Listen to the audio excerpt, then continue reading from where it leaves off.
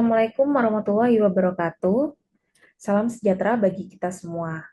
Yang terhormat, Bapak Catur Nugroho selaku dosen pengampu, serta seluruh rekan-rekan mahasiswa Universitas Siber Asia yang kami banggakan. Nah, pada kesempatan kali ini, izinkan kami dari kelompok program studi PJJ Manajemen untuk mempresentasikan hasil tugas proyek ICT literasi yang telah kita kerjakan sebelumnya.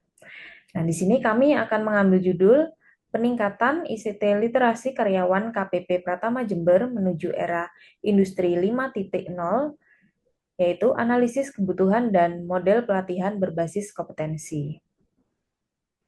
Nah, sebelum masuk ke inti pembahasan, perkenalkan terlebih dahulu anggota kelompok kami. Yang pertama, saya, Imelda Octavia Effendi. Yang kedua, Indra Wiratama. Yang ketiga, Anggi Gabriela Simbala. Yang keempat, Lucia de Jesus Cardoso. Yang kelima, Fatia Aska Anissa. Nah, kita mulai ke poin yang pertama, yaitu ada latar belakang. Nah, di sini kita akan bahas konteks dan permasalahan yang dihadapi, sehingga kita perlu melakukan penelitian ini. Nah, yang pertama, pergeseran dari sekadar efisiensi menuju keseimbangan teknologi canggih dan nilai kemanusiaan atau industri 5.0. Nah, berfokus pada keberlanjutan atau sustainability, berpusat pada manusia, dan centricity dan ketahanan atau science. Nah, manusia bukan sekedar tapi mitra kolaboratif dalam inovasi. Tantangan utama bagi SDM adalah kesenjangan kompetensi digital, rendahnya literasi ICT, resistensi terhadap perubahan, dan kurangnya keterampilan mengoperasikan teknologi baru.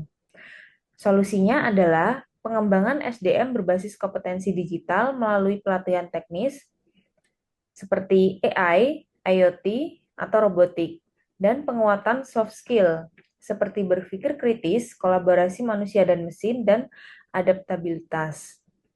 Nah, tujuannya adalah untuk membangun SDM yang siap teknologi, inovatif, dan mendukung budaya berkelanjutan di era industri 5.0. Selanjutnya, di poin B, ada urgensi penelitian. Nah, mengapa penelitian ini penting? Yang pertama adalah karena adanya kesenjangan kompetensi digital. Nah, pegawai di KPP Pratama Jember masih memiliki literasi TIK yang rendah, sehingga menghambat efisiensi operasional dan daya saing organisasi. Yang kedua, ada keterbatasan model pelatihan. Nah, pelatihan yang tersedia saat ini masih berfokus pada hard skill, belum mengembangkan ICT literasi secara holistik atau menyeluruh yang menjadi kebutuhan di era industri 5.0.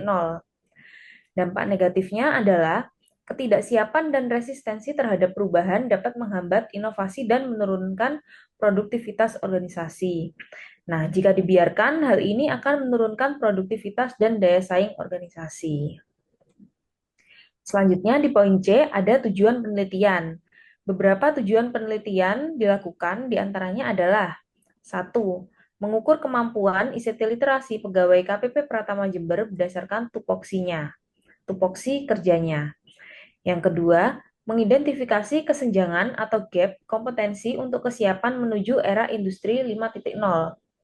Yang ketiga, merancang model edukasi dan pelatihan untuk meningkatkan kesiapan SDM.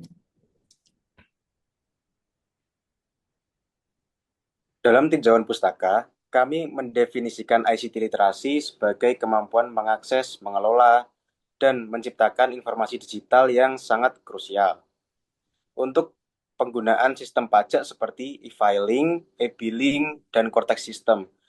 Metode pelatihan harus berfokus menutup kesenjangan antara kompetensi aktual karyawan dengan kebutuhan organisasi, serta melakukan reskilling dan upskilling menuju kebutuhan spesifik era ini. Lanjut. Selanjutnya masuk ke metode penelitian. Kami menggunakan metode pendekatan penelitian dan pengembangan untuk menghasilkan model pelatihan berbasis kompetensi.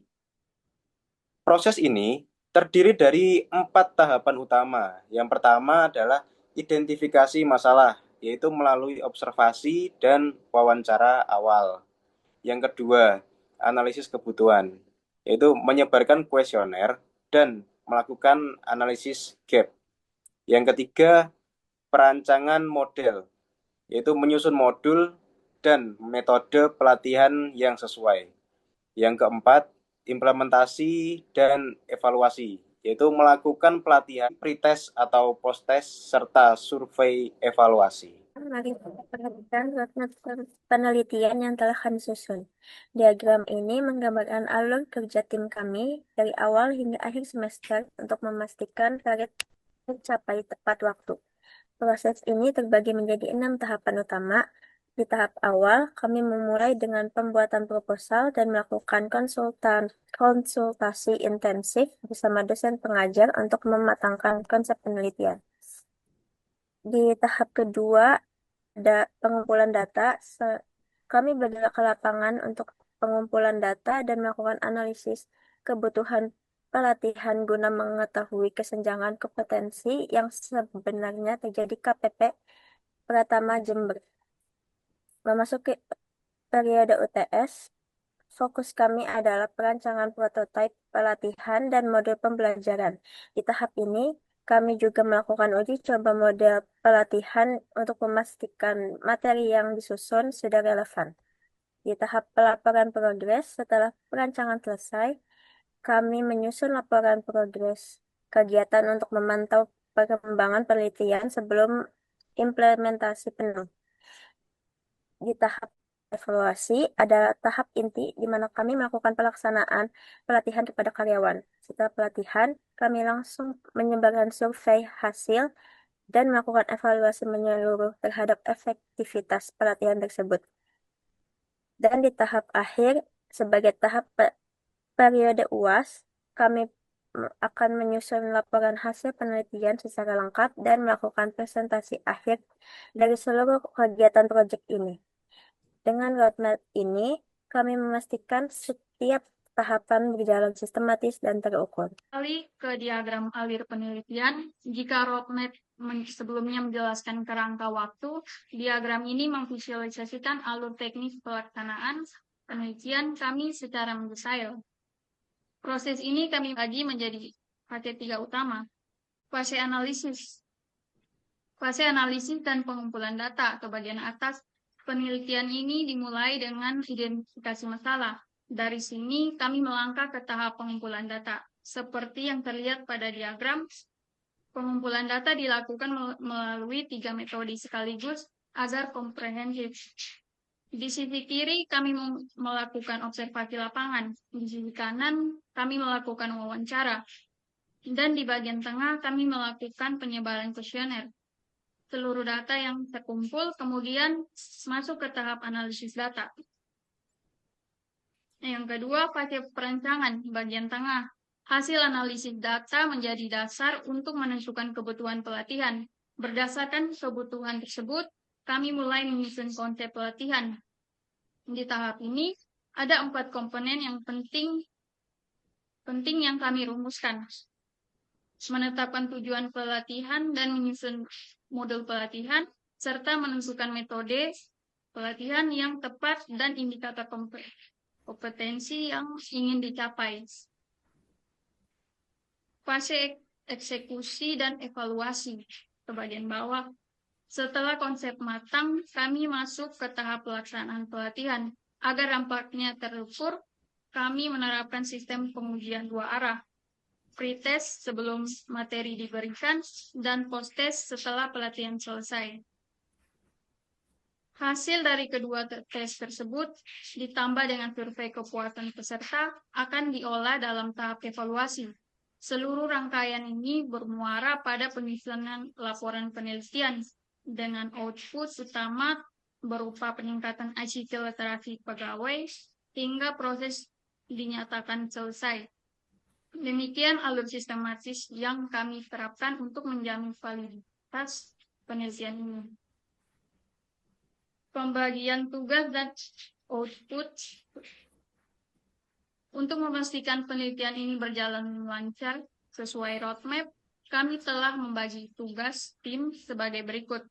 Imelda bertugas pada identifikasi masalah, koordinasi dengan KPP Pratama, serta wawancara. Indra dan Fatia bertanggung jawab pada analisis kebutuhan, distribusi kuesioner, dan rekap data. Anggi dan Lucia berfokus pada perencanaan model dan pembuatan model pelatihan.